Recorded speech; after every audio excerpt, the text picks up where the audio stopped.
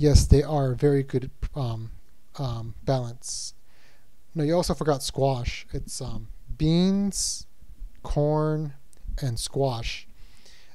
Amaranth kind of goes with that stuff, and then chilies too. If you have all those five things, I'm saying amaranth and corn, you can use substitute those for bread.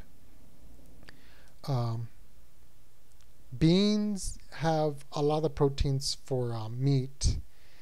Um, they have the proteins. So the only thing you would have to take,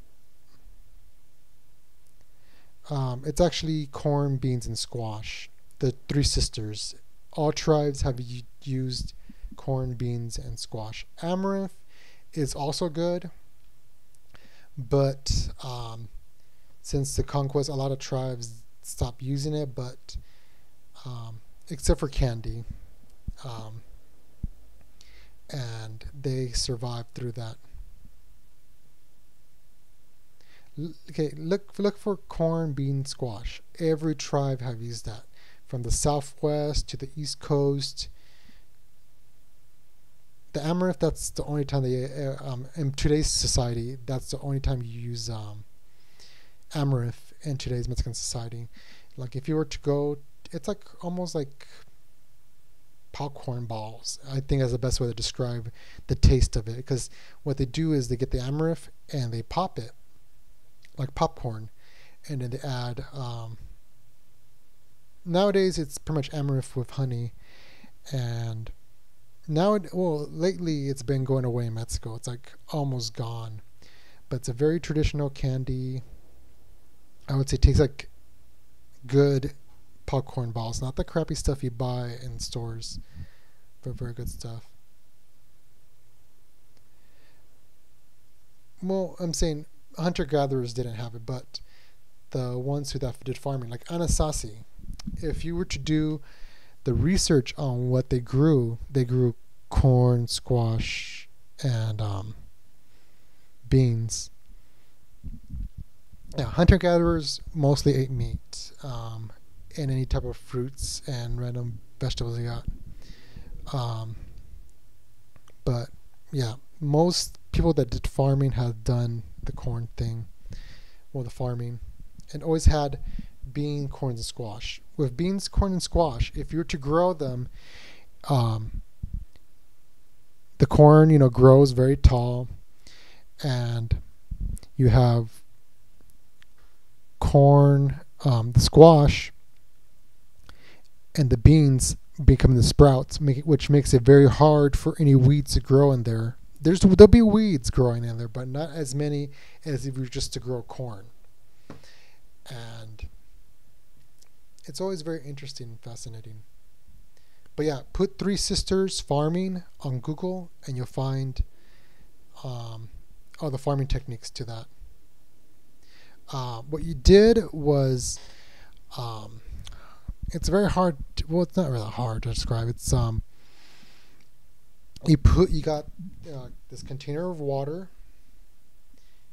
Put in the corn kernels, and then you put some lime. And then you just let it stay overnight for it to be treated. Nowadays, to make it go a lot quicker, they usually boil it. That way the lime gets treated with the corn a lot quicker than just leaving it overnight. There's a store across the street from where I live, and they still do the traditional treating of lime with their corn tortillas. It's all natural, so you actually see them make the corn tortillas right there. It's just, tell them, if you eat corn straight and you eat it like that without treating it with lime, of course you're going to get sick. It's very unhealthy. If you ever saw the history of it, it's kind of funny. When the Spanish conquered Mexico, they took corn with them, but what they didn't take with them is a secret of lime. So when they took it to Africa and conquering Africa, and making the Africans eat the corn, only corn, okay, nothing else but just corn, all the African slaves were getting sick, and they were wondering why they were getting sick. If they understood the technique of treating it with lime, I think the Spanish would have conquered more civilizations that way and conquered the people. And then you have the Confederacy. They only had corn, but they didn't treat it with lime. And so when the Civil War was over, a lot of people who were just relying on corn and not treating it with lime were very, very sick. I guess it's funny, but that's what happened. I don't know why they just did.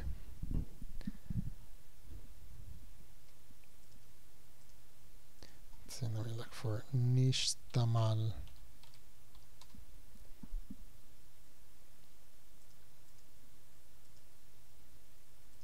So here we go. Nixtamal. Wikipedia has an entry about that.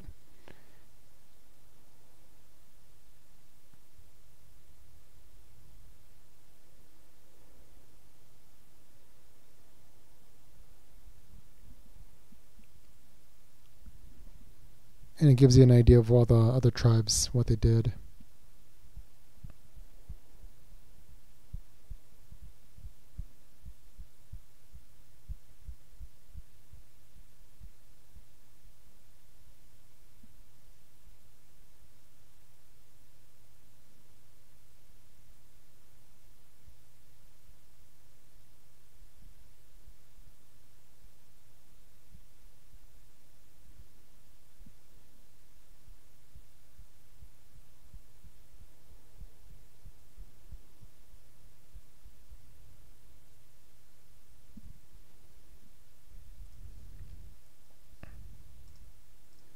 Hold on.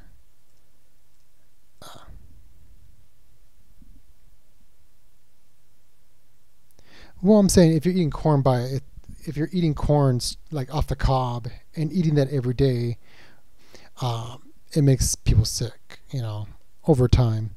Same. That's why I think a lot of people get sick off the corn syrup and stuff like that. They don't treat it with lime, thus destroying all nutrients in the food. Not all Europeans. I mean, not all Mexicans have European roots. I would say, if you were to put it in demographics, I would say probably like 60 to 70% of Mexicans have Spanish or French roots. But yeah, I'd say about that much. Well, mestizo, that's another weird term. Its origin was during the caste system, and that was to represent someone whose one parent was a Spaniard, the other one was a native. But I guess over time, it's been disassociated to anybody who's mixed. I'm saying, like I told you the other week before. No, not all Mexicans have the same percentage of Spanish. I'm saying some could have as much as 10% to some having 90%. It is ranged differently amongst lots of Mexicans, depending on the caste that they were in, what they did. It's a big, long history of what happened. A very sad history, but that's what it is. The Xochicano Forum is this is large forum. Well, you don't know what forums are. Forums are discussion boards online where anybody can talk about anything and anybody can say anything. Sometimes the responses could be negative or positive or nothing at all. Like what we're doing right now, that could be a discussion board. I mean, if we want to, just random stuff put together.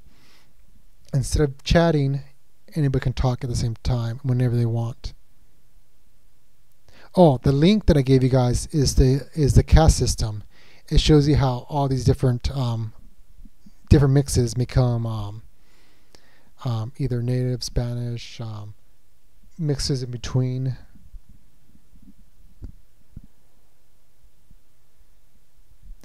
It says With the pregnancy forum, the whole reason why it was there was a lot of women thought it was very chauvinist and maleist to not have a pregnancy forum, because a lot of girls, well, they were like in their 20s, they were having children, and they wanted something to discuss their pregnancy. This was so Chicano. No, it was like they're in their early 20s, late teens. I won't say they lived in harmony. It was just, I guess, oppression. I was saying there were some people, some Spanish and some natives that did come into harmony, but it was rare and very little compared to the whole population. I would say probably a handful were good. The rest were like bad assholes. Because you had haciendas, well, the encomienda system to first start with it, which would later will suppress a lot of natives. Then you have the caste system that goes after that. And then you have Mexico's independence, which took away power from Spaniards from Spain to Spaniards who were born in Mexico, which would treat natives a lot more harsher than the Spanish from Spain.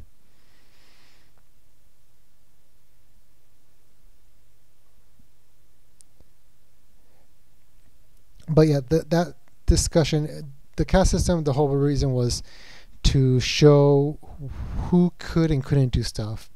Like the more native you were, the least likely you could ride a horse or carry a gun.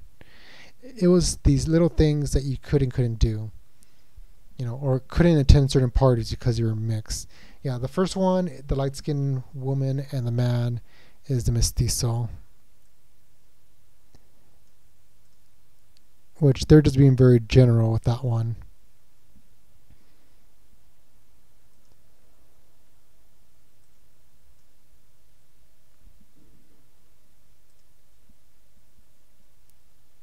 It could have been, the opposite. A dark woman with native woman with a Spaniard. Well, the first one's a Spaniard and then a native.